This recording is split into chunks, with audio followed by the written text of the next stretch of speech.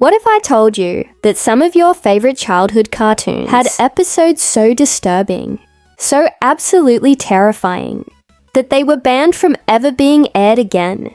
Episodes that were locked away in studio vaults, buried so deep that even the creators pretend they never existed.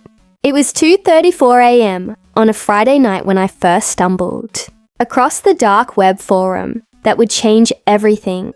I thought I knew about animation. I'd been up for hours, scrolling through random internet rabbit holes like any normal teenager with insomnia, when I found a thread titled, "Lost Media That Will Haunt Your Dreams Forever." Most of it was the usual creepypasta garbage. But then I saw it, a comment from someone claiming to have a collection of banned cartoon episodes that networks had spent millions trying to erase from existence. My heart started racing. See, I've always been obsessed with animation history. While other kids were playing video games, I was watching behind-the-scenes documentaries and reading about cancelled shows. The idea that there were episodes out there, complete and finished, that I'd never seen, that nobody was supposed to see. It was like discovering buried treasure. The user's name was DeepVault87, and they claimed to have episodes from shows I'd grown up watching. Episodes that were pulled after a single airing because they were too intense, too violent, or contained content that somehow slipped past every single network executive. They said these weren't just urban legends or fan theories. They were real, complete episodes that had been professionally animated, voiced, and scored before being locked away forever. "We've been waiting for you to find us." I messaged them immediately. My hands were actually shaking as I typed, asking if they were serious, if they really had what they claimed. The response came back within minutes. "Meet me in the private chat room, but I'm warning you, once you see these, you can't unsee them. Some things are banned for a reason." I should have listened to that warning. I should have closed my laptop and gone to bed. But the curiosity was eating me alive. These were episodes from shows that had shaped my entire childhood, and somewhere out there, hidden in the shadows of the internet, were parts of those stories that were deemed too dangerous for anyone to witness. What I discovered in that chat room didn't just change how I viewed my favorite cartoons. It made me question everything I thought I knew about the animation industry, about censorship, and about the dark secrets that studios will do anything to keep buried.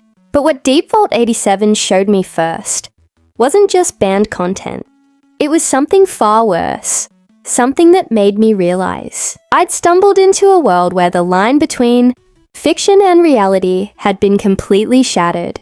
The first file DeepVault87 sent me was labeled SpongeBob Lost Episode Classified, MP4. My cursor hovered over the download button. For what felt like forever, this was it, the point of no return. The episode started normally enough. The familiar Bikini Bottom intro, SpongeBob's laugh. Everything seemed perfectly innocent, but then I noticed something wrong with the animation. The colors were slightly off, darker somehow, and SpongeBob's eyes had this hollow, almost lifeless quality I'd never seen before. As the episode progressed, it became clear why it had been banned. The storyline involved SpongeBob finding a mysterious tape that showed him disturbing images of his friends, deepest fears and secrets. But here's the terrifying part. The tape wasn't just affecting SpongeBob. It was affecting me, the viewer. The images on screen started glitching, showing real photographs mixed with the animation. Faces I didn't recognize, but that felt impossibly familiar. Then came the moment that made my blood run cold. SpongeBob looked directly at the camera, his pixelated eyes seeming to stare right through my screen, and said in a voice that wasn't Tom Kenny's, "You shouldn't be watching this. They're going to know you've seen it." My laptop screen flickered and went black. When it came back on, there was a message. Viewing unauthorized. Location traced. Prepare for collection. I slammed my laptop shut, my heart hammerings against my ribs. This couldn't be real. It had to be some elaborate prank.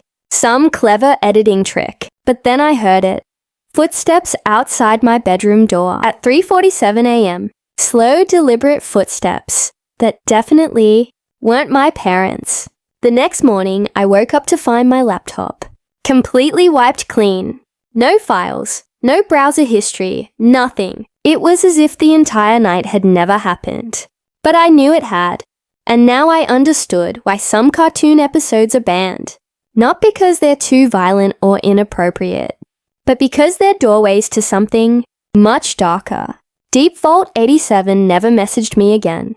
Their account disappeared entirely. But sometimes, late at night, I still hear those footsteps. And I can't shake the feeling that watching those banned episodes didn't just show me something I wasn't supposed to see. It showed me to something that wasn't supposed to see me. Some doors should never be opened. Some episodes should stay banned forever.